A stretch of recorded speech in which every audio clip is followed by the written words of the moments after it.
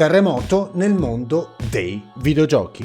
Oggi ci tuffiamo in un mare di cambiamenti che stanno sconvolgendo l'industria videoludica, con le recenti notizie che arrivano direttamente da Xbox, Square Enix e PlayStation. Restate sintonizzati per capire come questi cambiamenti possono plasmare il futuro del gaming.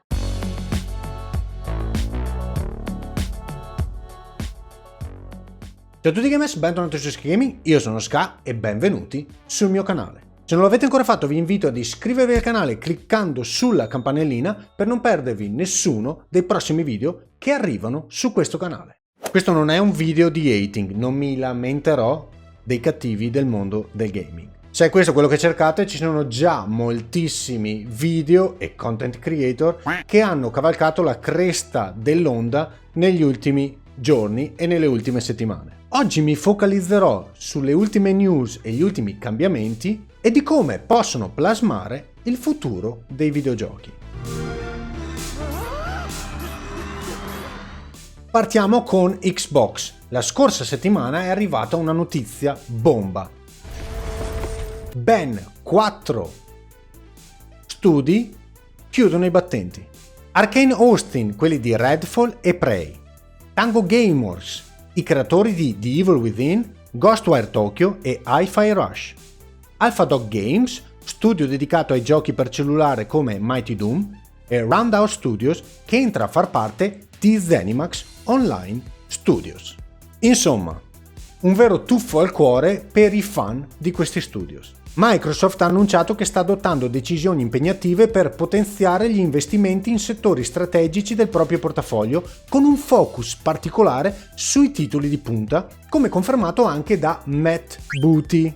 Quindi potremmo assistere a una riduzione dei giochi esclusivi per Xbox, ma allo stesso tempo un maggiore impegno nei giochi online come The Elder Scrolls Online ESO e lo sviluppo di nuovi franchise o il rafforzamento di quelli storici.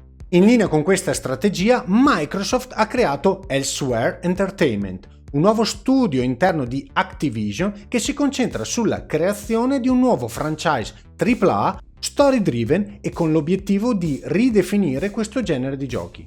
Questo studio è infatti guidato da un team di esperti di storytelling, i cui crediti includono lavori su titoli come The Last of Us, Uncharted, The Witcher, Cyberpunk, Destiny, Tom Clancy's The Division e Far Cry.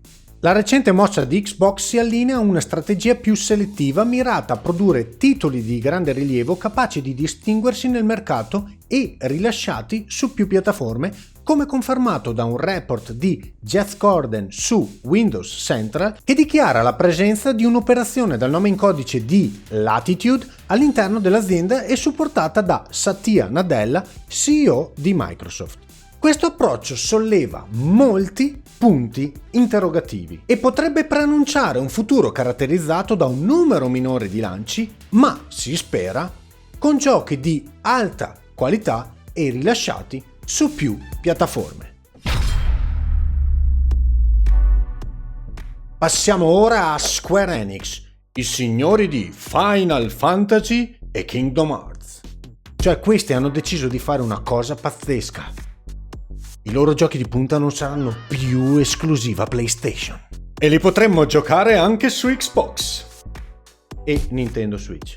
E non dimentichiamoci anche il PC, mi raccomando. Una figata, no? Beh, visti i trend recenti, Square Enix punta ad aumentare la user base, visto il numero grandissimo di utenti di Nintendo Switch e PC, e di conseguenza aumentare le vendite. Questa strategia sembra già essere di successo se la confrontiamo con quella di Capcom, che ha visto 11 anni consecutivi di crescita dell'utile operativo lanciando titoli principali per i suoi marchi di punta e promuovendo attivamente le vendite digitali. Inoltre per Square Enix ci sarà un investimento sempre maggiore su un numero sempre minore di titoli con focus sui franchise di punta.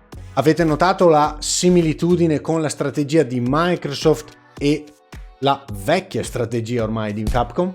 Chissà se questo significa che ci saranno sempre meno esclusive in generale su PlayStation. Staremo a vedere. E a proposito di PlayStation, ora ci sono 2 CEO.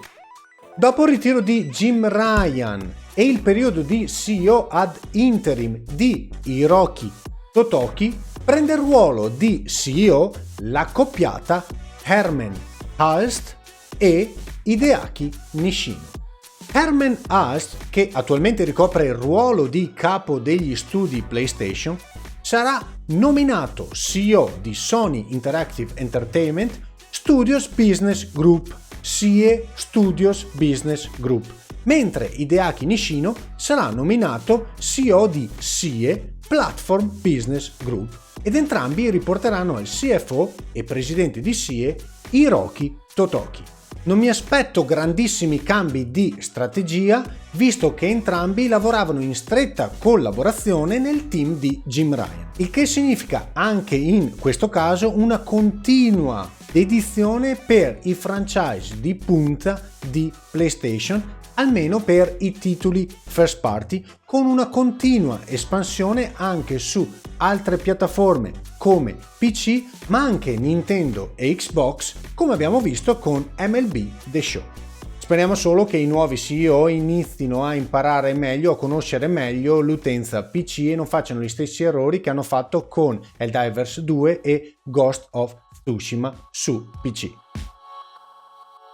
In conclusione, quello che noto è che queste 3 aziende si stanno adattando per rispondere ad un mercato in rapida evoluzione. Xbox sta ottimizzando le sue risorse, focalizzandosi sui titoli di punta, ma ampliando il bacino di utenza con i multipiattaforma. Anche Square Enix sta puntando sui franchise primari, ma portandoli su più piattaforme, e PlayStation sta duplicando la sua leadership per focalizzare la forza creativa sui suoi titoli di punta che, come sappiamo, si stanno spostando sempre di più sul multipiattaforma, in particolare per ora PC.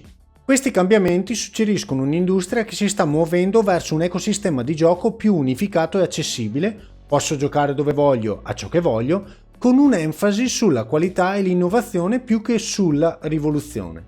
In una recente intervista di Kyle Bosman a Matt Piscatella, analista di Circana, azienda che si occupa dell'analisi dei dati del mondo videoludico, Piscatella ha dichiarato quanto sia importante avere dei giochi di traino anno dopo anno e di quanto il mercato videoludico non sia cresciuto ma anzi sia arrivato a saturazione nei mercati principali. Questo è dovuto al fatto che ci sono giochi come Fortnite, Minecraft, Call of Duty e altri che occupano gran parte del tempo dei giocatori attuali che non hanno il tempo o la voglia di staccarsi da questi mondi virtuali e che le nuove generazioni comunque non siano più attaccate ad una specifica piattaforma ma vogliono giocare dove vogliono. In un contesto come questo ci sono pochi titoli che possono muovere l'industria e possono spostare l'attenzione di questi giocatori altrove.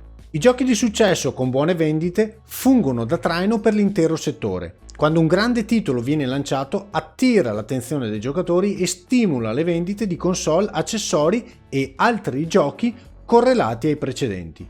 Inoltre, i titoli di punta spesso definiscono le tendenze e influenzano lo sviluppo futuro. Esempi di questo tipo sono pochi secondo Matt Piscatella.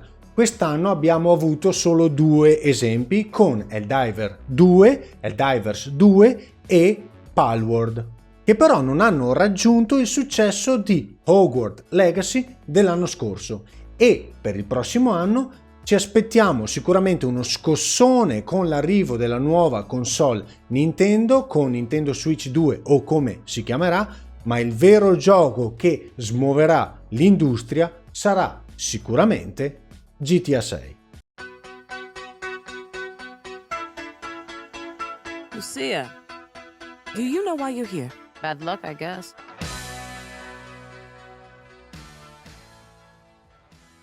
Insomma, un mercato sempre più concentrato su pochi titoli di qualità o dal successo inaspettato come Helldivers 2 o Palworld, ma sempre meno relegati ad una singola piattaforma.